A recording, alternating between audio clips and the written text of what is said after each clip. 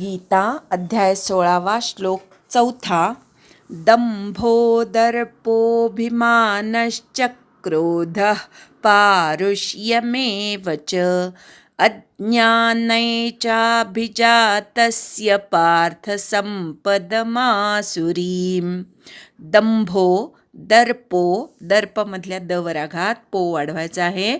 दंभो दर्पोऽभिमानश्चक्रोधः मानमधल्या न वर आघात घ्यायचा, त्यानंतर श म्हणायचा, त्याच्यानंतरचा जो च आहे त्या च वर आघात घेऊन पुढचा क्रो जोडून म्हणायचा. दंभो दर्पोऽभिमानश्चक्रोध विसर्गाचा अर्धा उच्चार पारुष्यमेव च पारुष्य पोटफोड्या श आणि त्याला य जोडलेला ऐकू येऊ देत.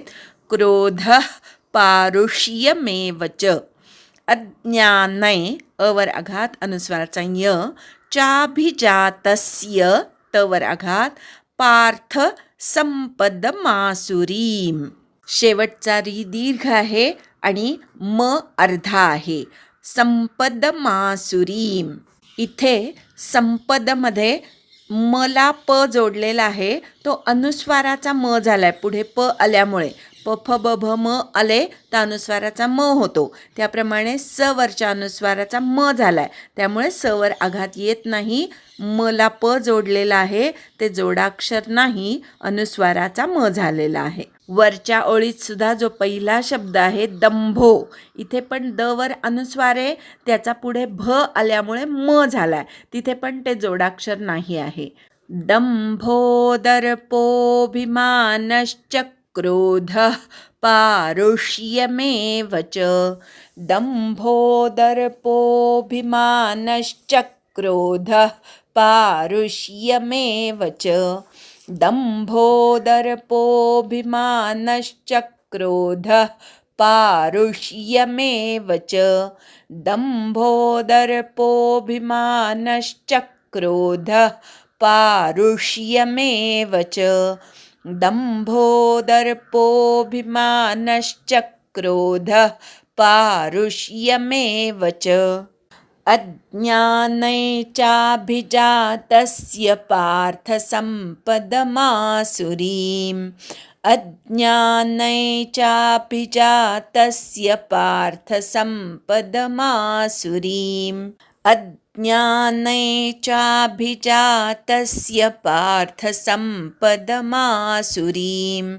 अज्ञानैश्चाभिजातस्य पार्थसम्पदमासुरीम् अज्ञानैश्चाभिजातस्य पार्थसम्पदमासुरीम् अज्ञानैश्चाभिजातस्य पार्थसम्पदमासुरीम् दंभो दर्पोऽभिमानश्चक्रोधः पारुष्यमेव च अज्ञानैश्चाभिजातस्य पार्थसम्पदमासुरीम् संधि विग्रह दंभः दर्पः अभिमानः च क्रोधः पारुष्यम् एव च अज्ञानं च अभिजातस्य पार्थ संपदम आसुरीम. दंभः म्हणजे दिखाऊपणा किंवा जे नाही तसं असल्यासारखं दाखवणं. दर्पः म्हणजे घमेंड. अभिमानः म्हणजे जे केलेलं आहे त्याचा अहंकार किंवा जे आपल्याकडे आहे त्याचा अहंकार. च म्हणजे आणि. क्रोधः म्हणजे क्रोध प्रकट करणे. पारुष्यम म्हणजे कठोरपणा. एव म्हणजे च किंवा इत्यादी. च म्हणजे आणि. अज्ञानम म्हणजे अज्ञान. हा सामासिक शब्द आहे. न ज्ञानम अज्ञानम. नय तत्पुरुष समास आहे. च म्हणजे आणि. अभिजातस्य म्हणजे जन्मतः किंवा घेऊन उत्पन्न झालेल्या पुरुषाची लक्षणे. पार्थ हे संबोधन आहे अर्जुनासाठी. हे पार्था किंवा हे पृथा पुत्र अर्जुना. संपदम म्हणजे संपदा किंवा संपत्ती. आसुरीम म्हणजे आसुरी. अन्वय. हे पार्थ दंभः दर्पः च अभिमानः च क्रोधः पारुष्यं च अज्ञानम् एव आसुरीं संपदम् अभिजातस्य. हे पृथापुत्र अर्जुना, हे पार्था, दंभ, घमेंड, अभिमान तसेच राग, कठोरपणा आणि अज्ञान ही सर्व आसुरी संपदा घेऊन जन्माला आलेल्या मनुष्याची लक्षणे आहेत. आत्तापर्यंत 1 ते 3 श्लोकांमध्ये आपण एकूण 26 दैवी संपत्ती बघितली. आता भगवंत या 4थ्या श्लोकामध्ये आसुरी संपत्ती सांगत आहेत. आसुरी संपत्तीची लक्षणं फक्त 6च आहेत, पण ती 26ला भारी पडतील इतकी ती 6 लक्षणं घातक आहेत. त्यापैकी आसुरी संपत्तीचं पहिलं लक्षण सांगितलं दंभ, दिखाऊपणा, जे आपण नाही ते आहोत असं दाखवणे. गरीब असलेली व्यक्ती उगाचच आपण खूप श्रीमंत आहोत असं दाखवते, किंवा दुराचारी व्यक्ती आपण फार सदाचरण करत आहोत असं दाखवते. हे दंभ जो आहे तो आसुरी वृत्तीचं लक्षण आहे. दुसरं लक्षण सांगितलं दर्प. आपल्याकडे जे आहे ते इतकं प्रकट करायचं की त्याचा दुसऱ्याला त्रास होईल, ह्याला दर्प असं म्हणतो. कांद्याचा जो उग्र वास असतो त्याला आपण दर्प म्हणतो. म्हणजे वास असतो पण त्याचा जेव्हा दुसऱ्याला त्रास होतो तेव्हा तो दर्प या नावाने ओळखला जातो. त्याप्रमाणे आसुरी वृत्तीच्या लोकांकडे जे काही असतं त्याचा जेव्हा ते दुसऱ्याला त्रास होईल अशा प्रकारे उपयोग करतात तेव्हा त्याला दर्प असं म्हणतात. बल जेव्हा दुसऱ्याला स्वतःच्या अधीन करण्यासाठी वापरलं जातं, किंवा ज्ञान जेव्हा दुसऱ्याला मूर्ख ठरवण्यासाठी वापरलं जातं तेव्हा तो दर्प ठरतो. आसुरी वृत्तीचे लोक स्वतःकडच्या सर्व गोष्टींचा उपयोग असा दुसऱ्याला कमी लेखण्यासाठी किंवा दुसऱ्याला स्वतःच्या अधीन करून घेण्यासाठी करतात आणि म्हणून त्यांच्यामध्ये दर्प असतो. दर्प म्हणजे घमेंड, स्वतःच्या सौंदर्याचा दर्प, स्वतःच्या ज्ञानाचा दर्प, स्वतःच्या धनाचा दर्प, असे दर्पानी युक्त असलेले अनेक असुर आपल्या अवतीभोवती असतात, आपल्याला दिसतात. दिसायला ते माणसं असतात पण त्यांच्यामध्ये ही दर्परूपी असुरी संपत्ती खूप असते. माणसाकडे ज्ञान, बल, धन असू नये असं नाही, पण त्याची घमेंड असता उपयोगी नाही. ती जर घमेंड केली तर ती आसुरी वृत्ती ठरते. तिसरं लक्षण सांगितलं ते आहे अभिमान. आपण जे केलेलं आहे किंवा आपण जे दुसऱ्यावर उपकार करून ठेवलेले आहे त्याचा अहंकार धरणं याला अभिमान म्हणायचं. अभिमानी माणसाला शरीराला लोकांनी महत्त्व द्यावं अशी खूप इच्छा असते. आपण कुठेही गेल्यावर आपल्यासाठी लोकांनी उठून बसावं, आपल्याला काही ना काहीतरी देऊन सन्मान करावा अशी इच्छा ज्यांच्यामध्ये आहे ती अभिमानाची लक्षणं आहेत. उत्तमातलं उत्तम आत्मसात करावं पण नंतर त्याचा अहंकार धरू नये असं समर्थांनी सांगितलेलं आहे. ज्यांच्याकडे उत्तम गोष्टी असतात पण ज्यांना खूप अभिमान असतो ते आसुरी संपत्तीने युक्त आहेत असं समजावं. अभि म्हणजे खूप किंवा च्या ठिकाणी, आणि मानाच्या ठिकाणी ज्यांना फार महत्त्व वाटतं त्यांना म्हणायचं अभिमानी. भगवंताने बरोबर ह्याच्या विरुद्ध एक लक्षण दैवी संपत्तीचं सांगितलं आहे, नातिमानिता. अत्यंत अभिमान नसणे, मान द्यावा असं न वाटणे. ही दैवी संपत्ती सांगितली आहे तर अभिमान असणे ही आसुरी संपत्ती सांगितलेली आहे. क्रोध, उठसूट दुसऱ्यावर रागवणे, छोट्या छोट्या गोष्टीत सुद्धा क्रोध प्रकट करणे किंवा आदळआपट करणे ही आसुरी संपत्ती सांगितलेली आहे. क्रोधाने काय होतं तर समोरच्याला तर त्रास होतोच, पण शिवाय जो क्रोध करतो त्याला जास्त त्रास होतो. क्रोधाच्या वेळेस आपलं हृदय जळतं आणि एखाद्या गोष्टीचा चटका बसला की तो चटका आधी आपल्याला बसतो. त्याप्रमाणे क्रोधाचा चटका प्रथम स्वतःलाच बसतो. जो क्रोध प्रकट करतो त्यालाच बसतो. म्हणून क्रोध ही आसुरी संपत्ती म्हणून भगवंतांनी सांगितलेली आहे. क्रोध प्रकट करू नये असं नाही, पण तो बाह्यता क्रोध असावा, एखाद्याचं भलं व्हावं म्हणून.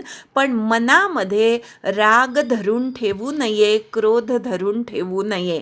जर तुम्ही खुनशीपणे एखाद्याच्या गोष्टीबद्दल मनामध्ये क्रोध धरून ठेवत असाल तर ती आसुरी वृत्ती आहे किंवा आसुरी संपत्ती आहे.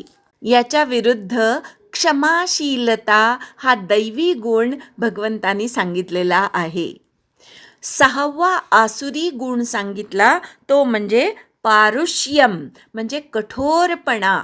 छोट्या छोट्या अपराधासाठी सुद्धा मोठा दंड देणे ह्याला कठोरपणा म्हणायचा. खरं तर पहिल्या अपराधाला सगळ्यांनी क्षमा करावी, पण तसं न करता अगदी पहिल्या अपराधाला सुद्धा मृत्यूदंड किंवा चटके देणे, खूप मारणे इत्यादी ज्या पूर्वी मुलांना खूप कठोर शिक्षा दिल्या जायच्या, हे खरं तर आसुरी संपत्तीचं लक्षण आहे. हे मी सांगत नाही आहे, भगवंत सांगत आहे. या 6 दुर्गुणांच्या जोडीला अज्ञान सुद्धा आहे. अज्ञान म्हणजे काही न येणं, शिकण्याची ही तयारी नसणं आणि तरीसुद्धा घमेंड, अहंकार किंवा क्रोध, कठोरपणा हे सगळं असणं. म्हणजे अज्ञानी माणसाने अत्यंत नम्र होऊन जे आपल्याला येत नाही ते शिकून घ्यायला पाहिजे. पण आसुरी वृत्तींच्या व्यक्तींमध्ये अज्ञानही असतं आणि तरीसुद्धा हे आसुरी दुर्गुण आपल्याला त्यांच्या ठिकाणी बघायला मिळतात. मनुष्याच्या ठिकाणी सुद्धा हे आसुरी गुण आपल्याला बघायला मिळतात. दुसऱ्यामधले हे दुर्गुण बघण्यापेक्षा आपण कधी असं वागतो का? आपण दंभ करतो का? आपण दर्प करतो का? अभिमान धरतो का? क्रोध खूप प्रकट करतो का? किंवा कठोरपणाने एखाद्याशी वागतो का? याचं परीक्षण ज्याचं त्यांनी करायचं आहे. आणि स्वतःमध्ये जेव्हा जेव्हा असे आसुरी दुर्गुण दिसून येतात तेव्हा तेव्हा ते काढून टाकण्याचा प्रयत्न करायचा आहे. शिवाय आपल्या सगळ्यांमध्ये अज्ञान अगदी ठासून भरलेलं असतं. ते अज्ञान असूनसुद्धा शहाणं न होण्याचा, अभ्यास न करण्याचा जो मूर्खपणा केला जातो तेही आसुरी संपत्तीचंच लक्षण आहे, हे लक्षात ठेवायचं. एखादी गोष्ट न येणं किंवा एखाद्या गोष्टीबद्दल अज्ञान असणं हे वाईट नाही, पण ते अज्ञान दूर करण्याचा प्रयत्न प्रत्येकाने करायचा असतो. म्हणून दैवी गुणांमध्ये स्वाध्याय हे दैवी गुणाचं लक्षण सांगितलेलं आहे. स्वतःतलं अज्ञान आधी ओळखा आणि ते दूर करण्याचा प्रयत्न करा. स्वतःतलं अज्ञान कळून सुद्धा ते दूर करण्याचा प्रयत्न न करणे ही आसुरी संपत्ती असं भगवंतांनी इथे सांगितलेलं आहे. दंभ, दर्प, अभिमान, क्रोध, पारुष्य आणि अज्ञान ह्या आसुरी गुणांनी युक्त असणारी व्यक्ती, आता ही व्यक्ती जन्मतः हे गुण किंवा हे दुर्गुण घेऊन जन्माला आलेली असते. तिला आसुरी संपत्तीने युक्त असणारी व्यक्ती असं म्हणतात. आपल्याकडे जी संपत्ती असते तिचा उपयोग करून, ती संपत्ती वाढवून आपण आपलं जीवन चरितार्थ चालवत असतो.